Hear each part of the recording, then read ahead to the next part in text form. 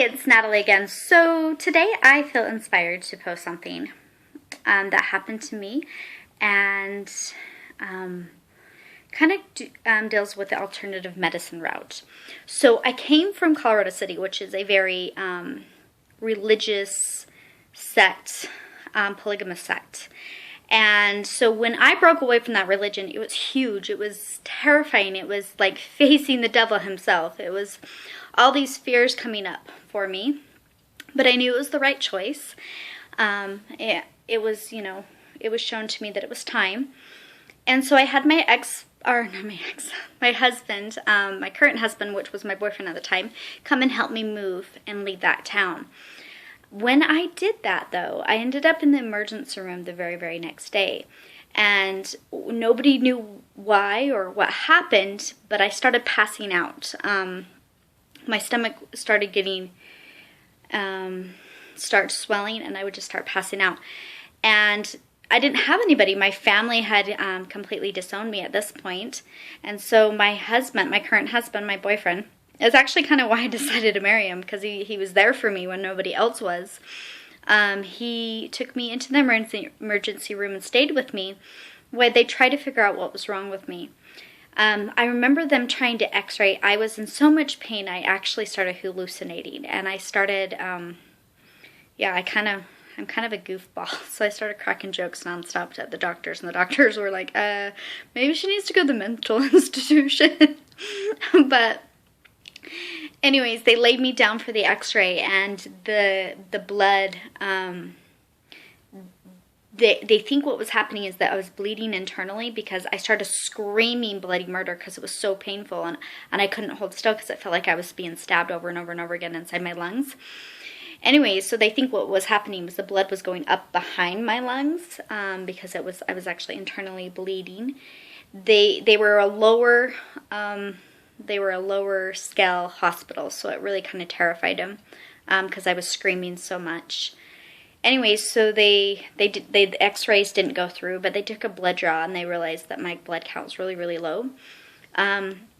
So they told my husband, they're like, my boyfriend at the time, but my husband now, they said, we don't know what's wrong with her, but we're not even sure if she'll survive, but here's some pain meds. So she stopped screaming. So that was their cure.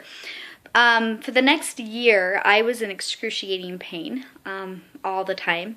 And when I had menstrual cycles, it got really, really bad. And again, I would start bleeding internally.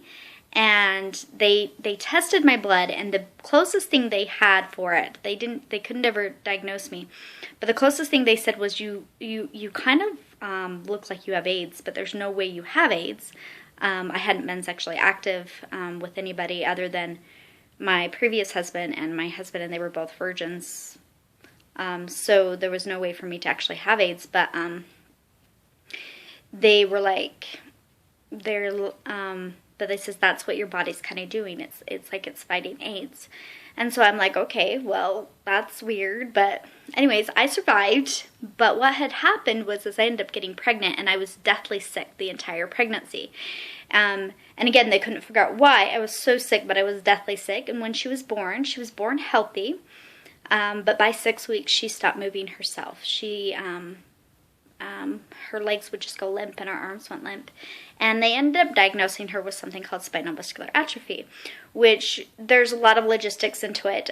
But what was interesting to me is that this thing she had affected from the neck down, and that's what viruses do. They affect from the neck down. And so I kept arguing with the doctors, and I kept saying, what if this is a virus? What if this is like AIDS? What if it's something like I have? And they kept saying, no, there's no way. And I'm like, but I'm like, I was sick too. And they're like, no, there's no way. Well, I ended up going to a homeopathic doctor, and he was someone that I was recommended by somebody that I trust a lot. And I'm going to keep his name out of this because he is one that I really, really, really think is amazing, and I would never want anyone to even know who he is unless they needed to see him. Anyways, so he ended up treating my daughter for me, and when he was working on her, he looked at me and goes, she has a deadly virus. And I'm like, oh, okay. And he goes, you gave this to her. And he didn't know who I was from Adam. He didn't know that I had left Colorado City. He had no idea what my history was. And so he lays me down on the table. He says, get down on the table. So I got on the table, and he stops right in my abdomen where I had been having pain for the last year and a half. So painful that, like, even having sex, I thought I was going to die. And he stopped my abdomen, and he goes, you have a deadly virus. And I'm like, oh, okay. You know, because, like, he just said that about my daughter. And he goes, something about going to hell and hurting your family. And he goes, oh, by the way, God loves you. And he explained to me that when I left Colorado City, because I was so scared and so afraid of hurting my family, I had created a deadly virus inside of myself based on shame. When I left Colorado City, my own mother said I was better off getting hit by a train. That's the kind of shame and guilt and fear that was instilled into me. And so he said what I had done was my body actually had created a virus to kill me off so that this belief could be preserved. That's how strong our subconscious is.